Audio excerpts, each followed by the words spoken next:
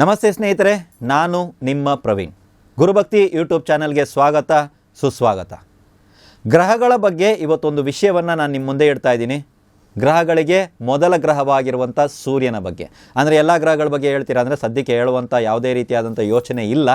ನಿಮ್ಮ ಜಾತಕವನ್ನು ತೆರೀರಿ. ಇವಾಗ ನಿಮ್ಮ ಜಾತಕದಲ್ಲಿ ಲಗ್ನದಿಂದ, ನಾನು ಮೊದಲು ಒಂದು ವಿಡಿಯೋದಲ್ಲಿ ಹೇಳಿದ್ದೀನಿ, ಲಗ್ನ ಅಂದರೆ ಹೇಗೆ ಕಂಡುಹಿಡಿಬೇಕು ಇತ್ಯಾದಿಗಳನ್ನು ಹೇಳಿದ್ದೀನಿ, ಹೇಗೆ ತಿಳ್ಕೋಬೇಕು ಅನ್ನೋದನ್ನು ಹೇಳಿದ್ದೀನಿ, ಸರಿನಾ? ಸೊ ನಿಮ್ಮ ಲಗ್ನದಿಂದ ಸೂರ್ಯ ಯಾವ ಭಾವದಲ್ಲಿರ್ತಾನೆ ಅನ್ನೋದನ್ನು ನೋಡಿ. ಆ ಭಾವಕ್ಕೆ ಸಂಬಂಧಪಟ್ಟಂಥ ವಿಚಾರವನ್ನು ಯಾವುದೇ ಕಾರಣಕ್ಕೂ ನೀವು ಮುಚ್ಚಿಡಲು ಸಾಧ್ಯವೇ ಇಲ್ಲ. ನಿಮ್ಮ ಲೈಫಲ್ಲಿ ನೀವೇನೇ ಮಾಡಿ ಅದನ್ನು ಯಾವುದೇ ಕಾರಣಕ್ಕೂ ಮುಚ್ಚಿಡಲು ಸಾಧ್ಯವೇ ಇಲ್ಲ. ನೀವು ಏನೇ ಮಾಡಿದ್ರೂ ಅದು ಮುಚ್ಚಿಡೋದಕ್ಕಾಗದೇ ಇಲ್ಲ. ಇವಾಗ ಫಾರ್ ಎಕ್ಸಾಂಪಲ್ ತಿಳ್ಕೊಳ್ಳಿ, 9ನೇ ಭಾವದಲ್ಲಿ, ಲಗ್ನದಿಂದ 9ನೇ ರಾಶಿ ಅಥವಾ 9ನೇ ಭಾವದಲ್ಲಿ ಸೂರ್ಯದೇವರು ಇದ್ದಾರೆ ಅಂತ ತಿಳ್ಕೊಳ್ಳಿ. 9ನೇ ಭಾವ ಅಂದರೆ ಯಾರು? ತಂದೆ.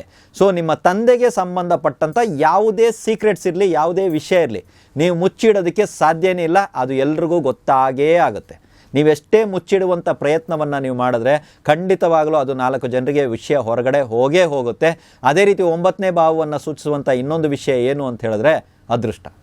ಇದು ಹೇಗೆ ಹೊರಗಡೆ ಗೊತ್ತಾಗುತ್ತೆ ಅಂದರೆ, ತುಂಬ ಅದೃಷ್ಟದ ಮಗುಪ, ಅದು ತುಂಬ ಅದೃಷ್ಟದ ಹುಡುಗಪ್ಪ, ಇವನು ಮನಸ್ಸು ಮಾಡಿದ್ರೆ ಆಗುತ್ತಪ್ಪ, ಇವನು ಕೈ ಹಾಕಿದ್ರೆ ಆಗುತ್ತಪ್ಪ, ಇವನು ಚೀಟಿ ಹಾಕಿದ್ರೆ ಬರುತ್ತಪ್ಪ. ಅಂದರೆ ನಿಮ್ಮ ಅದೃಷ್ಟ, ನೀವೆಷ್ಟೇ ನನ್ನ ಹತ್ರ ಅದೃಷ್ಟ ಇದೆ, ಭಾಗ್ಯ ಇದೆ, ನಾನು ಕೈ ಇಟ್ಟರೆ ಆಗುತ್ತೆ ಅನ್ನೋದು ನೀವು ಮುಚ್ಚಿಡುವಂಥ ಪ್ರಯತ್ನವನ್ನು ಮಾಡ್ತಾ ಇದ್ರೂ ಕೂಡ ಜಗತ್ತಿನ ಕಣ್ಣಿಗೆ ನೀವು ಅದೃಷ್ಟವಂತರಾಗಿ ಆಲ್ರೆಡಿ ಹೊರ ಹೊಮ್ಮಿರ್ತೀರಾ. ಎಲ್ರಿಗೂ ವಿಷಯ ಗೊತ್ತಾಗ್ಬಿಟ್ಟಿರ್ತದೆ. ಓಕೆ, ಅತ್ಯಂತ ಕೆಲವರು ಏನು ಮಾಡ್ತಾರೆ ಅಂದರೆ ಜಾಸ್ತಿ ಓದಿರ್ತಾರೆ, ಫಾರ್ ಎಕ್ಸಾಂಪಲ್ ಓದಿರ್ತಾರೆ, ಬಟ್ ಅದನ್ನು ಯಾವುದೇ ಕಾರಣಕ್ಕೂ ಅವ್ರು ಹೊರಗಡೆ ಹೇಳಲ್ಲ. ಅಂದರೆ ಅವ್ರು ಮಾಡ್ತಾ ಇರುವಂಥ ಕೆಲಸ ಇತ್ಯಾದಿಗಳು ಅದಕ್ಕಿಂತ ಕೆಳಗಡೆ ಇರಬಹುದು, ಅವರ ಓದಿನ ಮಟ್ಟ ಜಾಸ್ತಿ ಇರಬಹುದು, ವಿದ್ಯೆಯ ಮಟ್ಟ ಜಾಸ್ತಿ ಇರಬಹುದು. ಆ ಕಾರಣದಿಂದ ಅವ್ರು ಹೇಳ್ತಾ ಇರಲ್ಲ. ಕೆಲವೊಂದು ಸಲ ಏನಾಗುತ್ತೆ, ಮದುವೆ ಇತ್ಯಾದಿಗಳು ನಡೀತದೆ, ಗಂಡು ಬಂದ್ಬಿಟ್ಟು ಗಂಡಿನಕ್ಕಿಂತ ಜಾಸ್ತಿ ಇವರು ಓದಿರ್ತಾರೆ, ಬಟ್ ಗಂಡಿಗೆ ಅವ್ರಿಗಿಂತ ಜಾಸ್ತಿ ಓದಿದ್ದೀನಿ ಅಂದರೆ ಹೇಗೆ ಹೇಳೋಕ್ಕೆ ಸಾಧ್ಯ? ಅದಕ್ಕಾಗಿ ಅವ್ರಿಗಿಂತ ಕಡಿಮೆ ಓದಿರೋದನ್ನು ಅವ್ರು ಹೇಳಿರ್ತಾರೆ, ಆ್ಯಕ್ಚುಲಿ ಇವ್ರು ಜಾಸ್ತಿ ಓದಿರ್ತಾರೆ. ನವಮ ಭಾವದಲ್ಲಿ ಯಾರ್ಯಾರಿಗೆ ಸೂರ್ಯ ಇದ್ದಾರೋ, ಯಾರ್ಯಾರು ಉನ್ನತ ಶಿಕ್ಷಣವನ್ನು ಮಾಡಿರ್ತೀರೋ, ಆ ಶಿಕ್ಷಣವನ್ನು ಯಾರಿಗೂ ತಿಳಿಸದೆ ರಹಸ್ಯವಾಗಿ ಇಡುವಂಥ ಪ್ರಯತ್ನವನ್ನು ನೀವುಗಳು ಯಾವಾಗೆಲ್ಲ ಮಾಡ್ತೀರೋ ಅದು ಜಗಜ್ಜಾಹೀರಾಗ್ತಾ ಇರ್ತದೆ. ನೀವು ಓದಿದ್ದೀರಾ, ಇಷ್ಟೇ ಓದಿದ್ದೀರಾ ಅನ್ನೋದು ಎಲ್ರಿಗೂ ವಿಷಯ ಗೊತ್ತಾಗ್ಬಿಟ್ಟಿರ್ತದೆ. ಸೊ 9ನೇ ಭಾವಕ್ಕೆ ಸಂಬಂಧಪಟ್ಟಂಥ ಇನ್ನೊಂದು ವಿಷಯ ಏನು ಅಂತ ಹೇಳಿದ್ರೆ, ನಿಮ್ಮಲ್ಲಿರುವಂಥ ಸುಪ್ತ ಜ್ಞಾನ ಆಗಿರಬಹುದು, ಇಂಟ್ಯೂಷನ್ ಪವರ್, ಅಥವಾ ನಿಮ್ಮಲ್ಲಿರುವಂಥ ಆರಾಧನಾ ದೇವರಾಗಿರ್ಬೋದು. ಆರಾಧನಾ ದೇವರ ವಿಚಾರವನ್ನು ಬದಿಗಿಟ್ಟು ಸುಪ್ತ ಜ್ಞಾನದ ಬಗ್ಗೆ ನಾನು ಮಾತಾಡ್ತೀನಿ.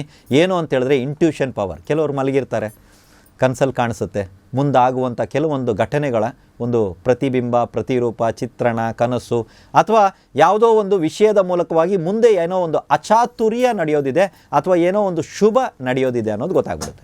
ಇದನ್ನು ನಾವು ಇಂಟ್ಯೂಷನ್ ಪವರ್ ಅಂತೀವಿ, ಸುಪ್ತ ಜ್ಞಾನ ಅಂತ ಕರಿತೀವಿ. ಈ ಸುಪ್ತ ಜ್ಞಾನದ ಶಕ್ತಿ ನಿಮ್ಮಲ್ಲಿದೆ ಅನ್ನೋದು ನೀವು ಯಾರಿಗೂ ಹೇಳೋದೇ ಬೇಕಾಗಿಲ್ಲ, ಎಲ್ರಿಗೂ ಅದು ಊರಿಗೆ ಜಗಜ್ಜಾಹೀರ ಆಗೋಗ್ಬಿಟ್ಟಿರ್ತದೆ. ಯಾವುದಾದ್ರೂ ವ್ಯಕ್ತಿ ನಿಮ್ಮ ಜಾತಕವನ್ನು ನೋಡಿದಾಗ ಅಥವಾ ನಿಮ್ಮನ್ನು ನೋಡಿದಾಗ, ನಿಮ್ಮ ಹತ್ರ ಈ ಥರ ಪವರ್ ಇದೆಯಲ್ಲ, ನಿಮಗೆ ಮೊದಲೇ ಗೊತ್ತಾಗುತ್ತಲ್ವ ಕೆಲವೊಂದು ವಿಷಯಗಳನ್ನ ನೀವು ನೋಡಿದಾಗ ಇದು ಕೆಲಸಕ್ಕಾಗಲ್ಲ, ಇದು ಮಾಡೋಕ್ಕಾಗಲ್ಲ, ನಿಮ್ಗೆ ಅದು ಮೆಸೇಜ್ ಬಂದುಬಿಡುತ್ತೆ ಆಲ್ರೆಡಿ.